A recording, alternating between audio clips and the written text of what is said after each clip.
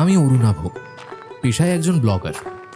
আমি বিভিন্ন hotel, restaurant ও ভৌতিক জায়গা সম্পর্কিত ভিডিও করে আপলোড করে থাকি। আজ আমি এসেছি ভানগড়ের একটি পুরনো রাজবাড়িতে।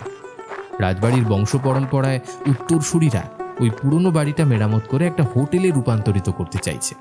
তাতে টুরিস্টও আকর্ষিত হবে এবং কিছু ভালো ইনকামও হবে।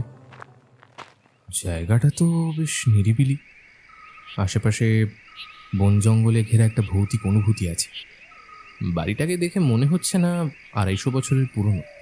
আসুন আসুন আসুন, আপনি নিশ্চয়ই অরুণাভবাবু? হ্যাঁ, আপনিই তো একটু আগে ফোন করেছিলেন না? আচ্ছা, আসতে কোনো অসুবিধা হয়নি তো? প্ল্যাটফর্ম থেকে মাত্র 15 মিনিটের হাঁটা পথ। আসলে আমাদের একটা ওই গাড়ি আছে, সেটা ওই একটু দূরে গেছে আর কি, একটা ট্যুরিস্ট আনতে। না হলে ওতে করেই আপনাদের আনতাম। না না, কোনো অসুবিধা হয়নি। জায়গাটা দেখে মনে হচ্ছে না পুরনো রাজবাড়ি, মনে হচ্ছে নতুন বাড়ি। আমার বাবার খুব ইচ্ছে ছিল জানেন, এই রাজবাড়ির গল্প, ইতিহাস এবং এখানে একটা পুরনো লাইব্রেরি আছে যেখানে অনেক প্রাচীন বই রাখা আছে। এটাই সাধারণ মানুষের কাছে উন্মুক্ত হোক। তো যেহেতু এটা একটা ট্যুরিস্ট স্পট, তাই একটু ঝাঁ চকচকে হোটেলে রূপান্তরিত করে দিয়েছি। যাতে ওই মানুষ এসে থাকতে পারে, এখানে একটা রাজকীয় ফিল নিতে পারে। ওই জন্যই বুঝি আমাকে ডাকা, যাতে আমি ভিডিও করে সাধারণ মানুষের কাছে এর ব্যাপারটা তুলে ধরি। একদম, চলুন আপনাকে আপনার রুমটা দেখিয়ে দিই। আমি ওনার সাথে দোতলার একটা ঘরে ঢুকি।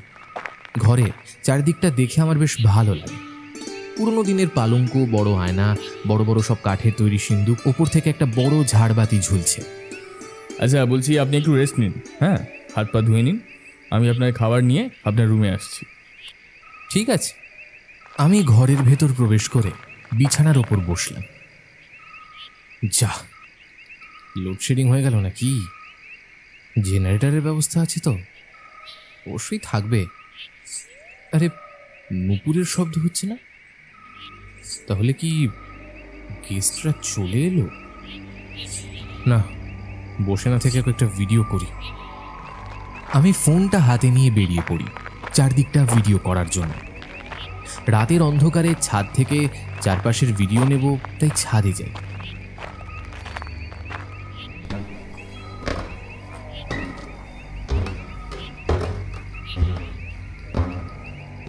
ছাদের 4 কোণে 4টে লাইট জ্বলছিল। ছাদের এক কোণে সাদা শাড়ি পরিহিতা একজন মহিলা দাঁড়িয়েছিল। চুলগুলো বাতাসে উড়ছে। খুব সুন্দর একটা আতরের সুগন্ধ ভাসছে বাতাসে।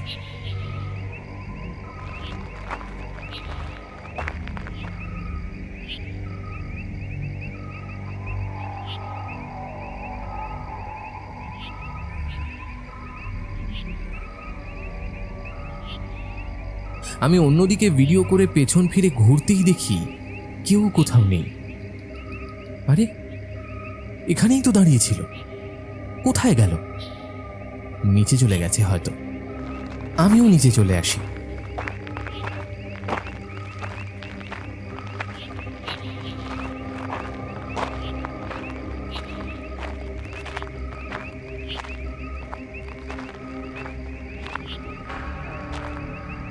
নিজের রুমে এসে বসি। এমন সময় দরজায় টোকা পড়ে। আপনার খাবার নিয়ে এসেছি। আমি উঠে গিয়ে দরজা খুলি, খাবারের প্লেটটা ধরে নিই। হঠাৎ কি মনে হতে একবার জিজ্ঞেস করি, আচ্ছা, যাদের আসার কথা ছিল ওনারা চলে এসেছেন? না না, তারা এখনো আসেনি।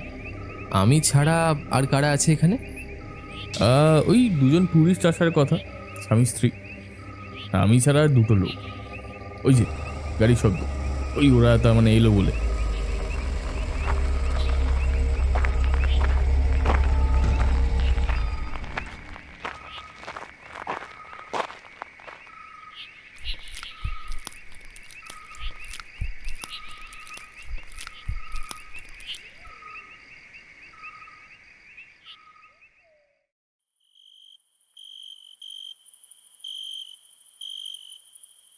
ট্রেনের জার্নিতে বেশ ধকল গেছে,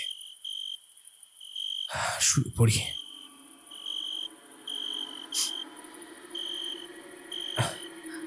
কিছু একটা গন্ধ আসছে। আরে, তো বিরিয়ানির গন্ধ। কিন্তু বিরিয়ানির এত সুন্দর গন্ধ আমি আগে তো কখনো পাইনি। 10 মিনিট আগে খেয়েছি, কিন্তু পেটের ভেতরে এত পরিমাণ খিদে হচ্ছে, মনে হচ্ছে যেন কত যুগ আমি খাইনি। এত সুন্দর বিরিয়ানি এক প্লেট খেলে হতো। আমি পায়চারি করছি, এমন সময় দরজায় টোকা পড়ে। একটা তীব্র বিরিয়ানির গন্ধ পাচ্ছি। দেখতে পাই দরজার সামনে দাঁড়িয়ে আছে একজন মহিলা, সাদা কাপড় পরিহিতা, এক গলা ঘোমটা টেনে, এক থালা বিরিয়ানি হাতে। এই বিরিয়ানি থেকেই ধোঁয়া উঠছে, তার কি সুন্দর মিষ্টি একটা গন্ধ। আমি তো এক্ষুনি খেলাম, মানে আমার পেট ভর্তি। কি বিরিয়ানি খাবেন? তাহলে খাবেন না, কিন্তু কিন্তু আপনার মন তো চাইছে খেতে। আপনার মনের ভেতরে যে বড্ড বড্ড খিদে। হ্যাঁ, ঠিক ঠিক আছে, আপনি দিয়ে যান। আমি আমি এক্ষুনি আরেক থালা দিয়ে যাচ্ছি। আমি কি আর আর খেতে পারবো না। আরে আরে ঠিক পারবেন পারবেন আপনি, আগে খেতে তো শুরু করুন। বিরিয়ানির দিকে তাকিয়ে আমার যেন খিদেটা আরো বেড়ে গেল। আমি বিরিয়ানি খেতে শুরু করলাম। প্রচণ্ড খিদে, যত খাই তত যেন খিদে বেড়ে ওঠে।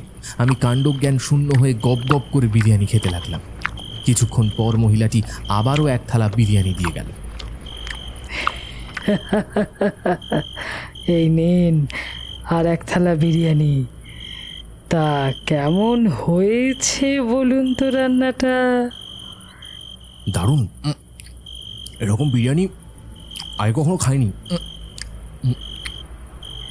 এই রকম বিরিয়ানি মুঘল আমলে হতো, আর আমার মা ছিলেন এক মুঘল রাজকন্যা।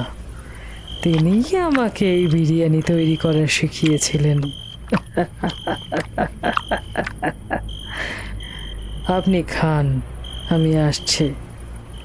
এই বলে মহিলাটি বেরিয়ে গেল। আমি বিরিয়ানি খেতেই থাকি। সত্যি বলতে 2 থালা ভর্তি বিরিয়ানি আমি একাই খেয়ে নিই। তারপর রাতে যখন নিজেকে প্রশ্ন করি আমি এত খেলাম কি করে, আমার চিন্তায় তখন ছেদ পড়ে। যখন ওই মহলের ঘড়িতে ঢং ঢং করে, তখনও নাকে হালকা বিরিয়ানির গন্ধ ভেসে আসছে। 2টো বাজে। আমি ঘুমোনোর চেষ্টা করি। সকালবেলা পাখির ডাকে আমার ঘুম ভাঙে। কালকে মনে হয় পেটে রাক্ষস জন্মেছিল। তাহলে সত্যি আমি 2খানা বিরিয়ানি খেয়েছি পেট ভর্তি। আশ্চর্য ব্যাপার। সকালবেলা হালকা একটু ব্রেকফাস্ট করে আমি সাইট সিংয়ের জন্য বেরিয়ে পড়ি। প্ল্যান ছিল প্রথম দিন সাইট সিং করবো, দ্বিতীয় দিন পুরো রাজমহলের ভিডিও করে নেব।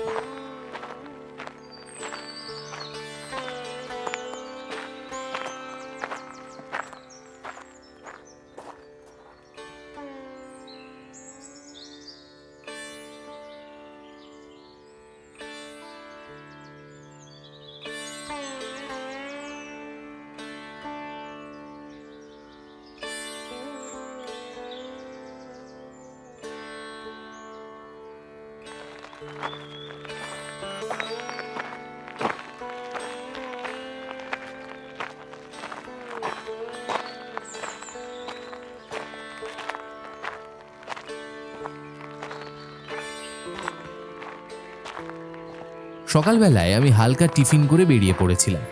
এপাশ ওপাশ ঘুরতে ঘুরতে অনেকটাই দূরে চলে যাই, আর ফিরতে ফিরতে বিকেল হয়ে যায়। সকাল থেকে পেটে কিছু পড়েনি, ভীষণ খিদে পাচ্ছিল। 4টের সময় হোটেলে ঢুকতেই দেখি সামনে দাঁড়িয়ে আছে অজয়। সকাল থেকে তো ছিলেন না আপনি, আপনার খাবারটা। তাড়াতাড়ি পাঠিয়ে দিন, বড্ড খিদে পেয়েছে। হ্যাঁ, এটাই তো স্বাভাবিক, আপনি সকাল থেকে কিছু খাননি। আচ্ছা, আমি একটু বেরোবো, আমি বলে দিয়ে যাচ্ছি বরং। আমি রুমে চলে আসি। কিছুক্ষণ পর রামু কাকা বলে একজন দরজায় এসে ধাক্কা মারে। বাবু, দুপুরে আজকে মাংস ভাত হয়েছিল, একটু গরম করে দিলাম। টেবিলে রেখে দিন, কোনো অসুবিধে নেই, আমি খেয়ে দিয়ে একটু শুয়ে পড়ব।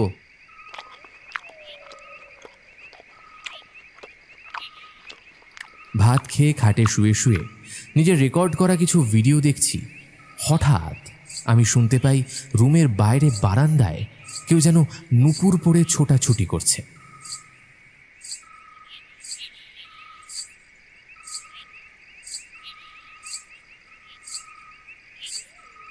একটু ঘুমোবো, এই আওয়াজ তো ঘুমোতে দেবে না। কিছুক্ষণ পরপরই সে আমার রুমে টোকা দিতে থাকে। এবার আমার ভীষণ বিরক্ত লাগে। ভাবলাম কোন বাচ্চা রে বাবা। রুম থেকে বেরিয়ে দেখি একটা সাদা শাড়ি পরিহিতা মহিলা ছুটে চলে গেল ছাদের সিঁড়ির দিকে। আরে ওই মহিলাটা না, যিনি কালকে বিরিয়ানি দিয়েছিলেন? উনি আমাকে এভাবে ডাকছেন কেন? আমি নিজেও জানি না। কিসের টানে রুম থেকে বেরিয়ে চলে যাচ্ছিলাম ছাদে। আমার আগে সেই মহিলাটি চলেছে। তার নুপুরের শব্দে আমাকে যেন আচ্ছন্ন করে দিয়েছে।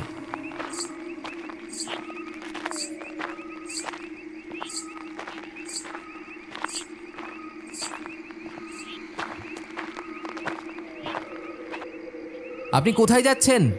আরে কোথায় যাচ্ছেন আপনি? দাঁড়ান। ছাদের এক কোণে দাঁড়িয়ে আছে মহিলাটি। আমি ছাদে যাই। হঠাৎ করে পেছন দিক দিয়ে একটা চেনা কণ্ঠ শুনতে পেয়ে চমকে উঠি। আরে বাবু, আপনি ছাদে এসেছেন? আসলে ছাদে এলাম, আসলে ওই একজন মহিলা এই বলে ঘুরে তাকাতেই দেখি ছাদের যেখানে মহিলাটি দাঁড়িয়েছিল ওখানে কেউ নেই। আপনি তো একা একাই উপরে উঠে আসছিলেন, কতবার আপনাকে ডাকলাম, তা আপনি সাড়াই তো দিলেন না। আপনি কি খাবেন রাতে? রুটি তরকারি করি? হ্যাঁ ঠিক আছে, কোনো অসুবিধা নেই। আমি অনেকটাই অবাক হই।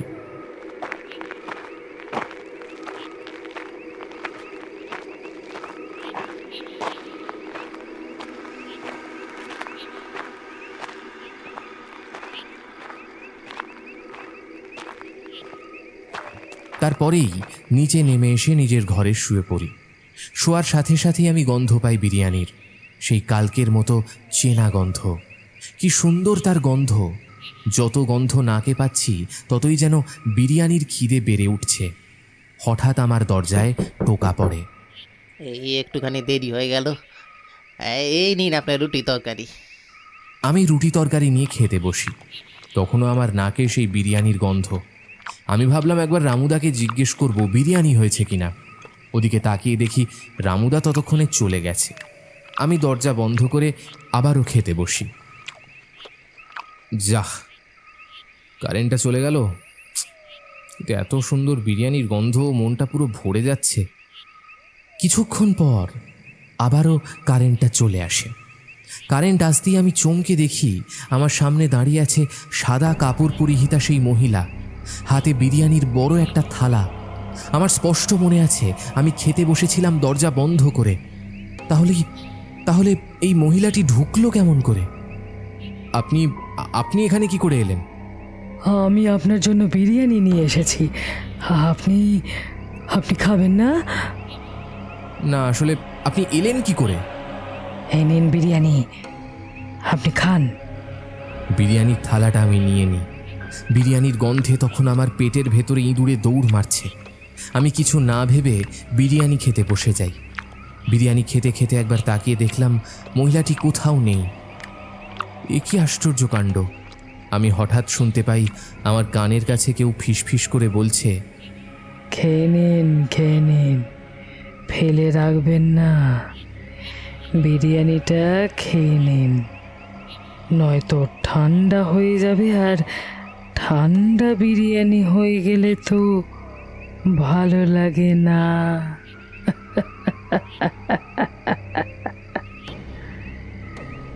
হঠাৎ আমি দেখতে পাই আমার চোখের সামনে একটি মহিলা, তার প্রতিবিম্ব ফুটে উঠছে।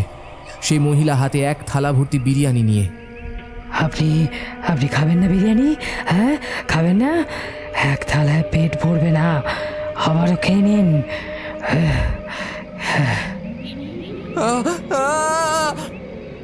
আমি দৌড়তে দৌড়তে নিচে অজয় রুমের সামনে চলে আসি।